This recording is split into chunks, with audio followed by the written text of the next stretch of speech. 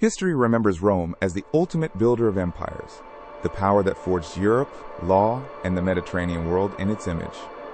But what if the Western Mediterranean was never meant to be Roman? What if Carthage, the proud merchant empire of North Africa, had carved out the grander destiny? Image_shorts_1, a lone ancient Punic sailor seen from behind, standing on a rocky pier, silhouetted against a brilliant golden Mediterranean sunset, calm sea, emotional atmospheric vertical composition, no readable text. Image_shorts_2, two robed Carthaginian scholars walking away from the camera toward a monumental ornate stone archway in a North African coastal city, warm golden hour light, ancient limestone textures, vertical composition, no readable text. Image_shorts_3, an extreme close-up of an ancient bronze Carthaginian coin resting on coarse fabric, horse and palm tree motif in relief, aged patina, worn edges, warm studio lighting, no readable inscription, vertical macro composition. This is not just fantasy, it is a historical crossroads where one battle could have reshaped everything that followed. In this alternate timeline, a world of speculation, not history, we ask, what if Carthage won the Second Punic War? Image_shorts_1, a silhouetted Carthaginian general on horseback, seen from behind, overlooking a vast empty battlefield beneath brooding storm clouds, atmospheric vertical composition, no readable text. Image_shorts_2, two cloaked figures seen from behind at an ancient crossroads, one path leading toward a grand coastal city and another toward rugged mountains, dramatic cinematic lighting, no readable text. Image_shorts_3, a close-up of dark polished marble veined with gold, subtle map-like relief patterns across the surface, dramatic studio lighting, no readable text, vertical macro composition. Rome and Carthage were not merely rivals, they represented two different futures, one built on legions, roads, and law, the other on harbors, merchants, ships, and the sea. The struggle between them would decide who shaped the Western Mediterranean for centuries. Image_shorts_1, a single Carthaginian war elephant seen from behind, towering over distant soldiers on a dusty battlefield, cinematic vertical scale composition, no readable text.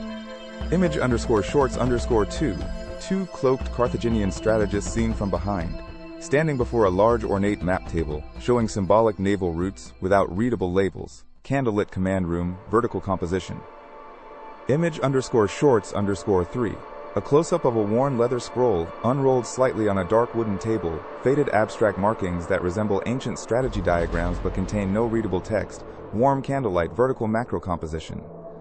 The year is 218 BCE. Rome and Carthage stand on the edge of their second colossal conflict. The First Punic War has ended with Carthaginian defeat, the loss of Sicily, and crushing indemnities, but also with a burning desire for revenge. On the Carthaginian side, Hannibal Barca has emerged brilliant, relentless, and trained from youth to despise Rome. His plan is audacious: bypass Roman naval strength and strike Italy directly by leading an army, including war elephants, across the Alps. Rome is confident in its disciplined legions and strategic depth. The Republic believes it can absorb any blow and survive any invasion. It underestimates Hannibal's genius and the resilience of the army marching toward its heart. Hannibal's early victories, Trebia, Trasimene, and Cannae, devastate Rome. Italy is ravaged, Roman allies waver, and the Republic is pushed to the edge of collapse. Yet Rome itself refuses to break. Editor, battle scene must remain cinematic and non-graphic. Imply devastation through scale, dust, and broken formations. Years of attrition follow. Rome refuses surrender and turns to Fabian tactics, while Hannibal struggles with supplies and reinforcements in Italy. Then Scipio Africanus changes the war, landing in North Africa and forcing Hannibal to return home. The decisive confrontation comes at Zama in 202 BCE. In our history, Scipio neutralized Hannibal's elephants and outmaneuvered his army. Rome won, and Carthage was broken. But in this timeline, one crucial detail changes. At Zama, Hannibal's veteran cavalry holds longer than expected.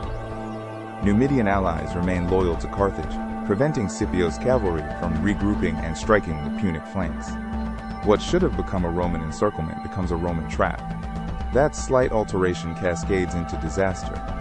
Scipio's legions, pressed by veteran Carthaginian infantry and harried by resurgent cavalry, begin to crumble.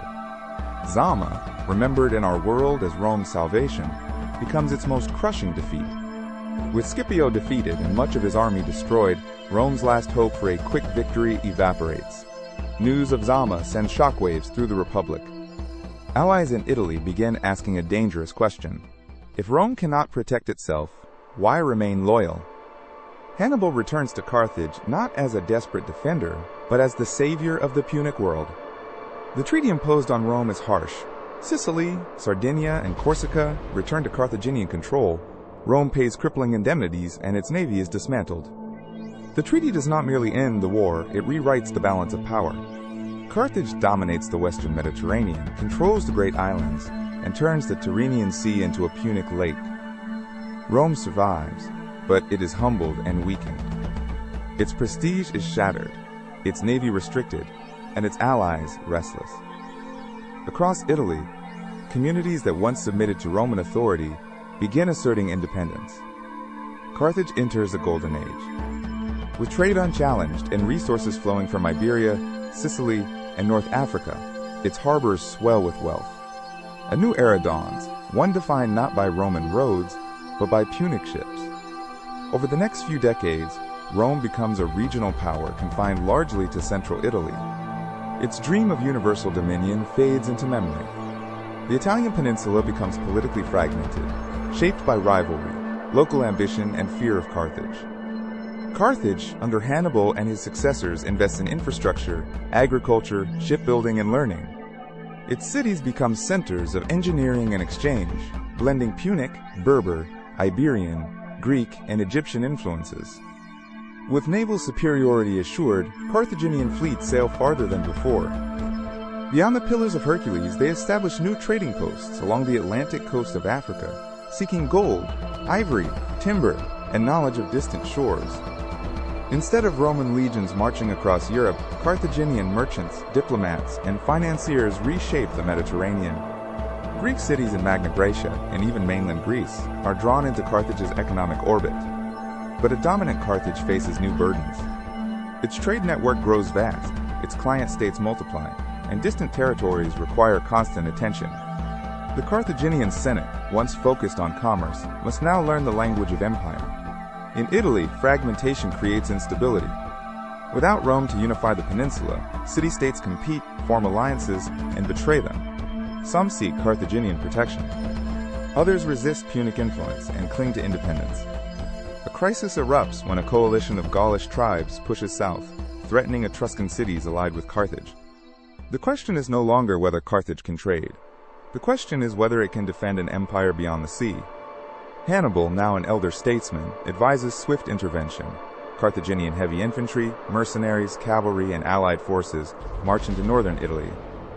This is not conquest. It is a warning to anyone who challenges Punic dominance. Pause. The battles are hard, but Carthaginian power prevails. The Gaulish advance is pushed back, Etruscan allies are saved, and Carthage secures its northern frontier. From this moment, Carthage is no longer merely a commercial empire. It is the protector and master of the western Mediterranean. Editor, non-graphic aftermath show victory through posture, banners, and retreating silhouettes, not injury detail. This intervention marks the true turning point. Carthage fully embraces imperial destiny, not only as a trading power, but as a military hegemon. The Roman dream of a unified Mediterranean is replaced by a Punic Pax Carthaginiensis. Centuries pass. The Carthaginian Empire thrives, and its golden age outlasts Rome's imperial dream. Punic becomes the language of trade across the Mediterranean. From the Atlantic coasts to the Levant, Carthaginian innovation flourishes at sea. Improved vessels, better navigation, and a culture built around maritime commerce push explorers beyond familiar waters. Perhaps Punic expeditions even crossed the Atlantic centuries before Columbus. Italy never reunifies under Rome. Instead, it becomes a patchwork of Punic client states, independent republics, Etruscan survivors, Greek cities, and local powers. The Roman Empire that shaped our world never appears. Latin remains a local language, but its global legacy fades. The Romance languages never develop as we know them. Instead, Punic, Berber, Greek, and other Mediterranean languages shape the vocabulary of trade, law, and navigation. Carthaginian centers of learning rise in importance. Mathematics, astronomy, engineering, agriculture, and shipbuilding develop under the influence of Egyptian, Phoenician, Greek, Berber, and Iberian knowledge. The religious map also changes. Deities such as Baal-Hammon and Tanit remain central, blending with Greek, Iberian, Berber, and local gods across the empire. Later monotheistic traditions would encounter a Mediterranean shaped by a powerful, confident Punic religious world. The Punic values of commerce, innovation, and maritime strength define the age. Carthage's merchant oligarchy adapts to imperial rule, balancing profit, diplomacy, naval force, and political compromise. North Africa follows a radically different path. Instead of becoming a province of Rome, it becomes the center of an enduring indigenous Mediterranean empire, linking the sea to the Sahara and the African interior. So what if Carthage won? The Punic Wars were not only a contest for territory, they were a contest between models of civilization, Rome's land empire and Carthage's maritime commercial world. In our timeline, Rome's republicanism, legions, roads, and legal system shaped the foundations of Western civilization. In this alternate world, Carthage's mercantile institutions, naval dominance, and syncretic culture build a different foundation. Hannibal's legacy is transformed. Instead of being remembered as the brilliant general who almost defeated Rome, he becomes the architect of an enduring empire, a figure spoken of like Alexander or Augustus, but with a distinctly Punic destiny. The world speaks different languages, worships different gods, and builds different empires. Law, religion, trade, urban life, and exploration all develop under the shadow of triumphant Carthage. The echoes of Zama resonate for millennia. A single shift in cavalry maneuvers decides whether the Mediterranean is dominated by the Roman eagle or by the horse and palm tree of Carthage. History often feels inevitable after it happens. But at Zama, one decision, one formation, one cavalry movement could have changed the languages, gods, borders, and empires of the world. Every empire has a story history forgot. This has been Historix Vault. More are coming. Subscribe so you don't miss the next one.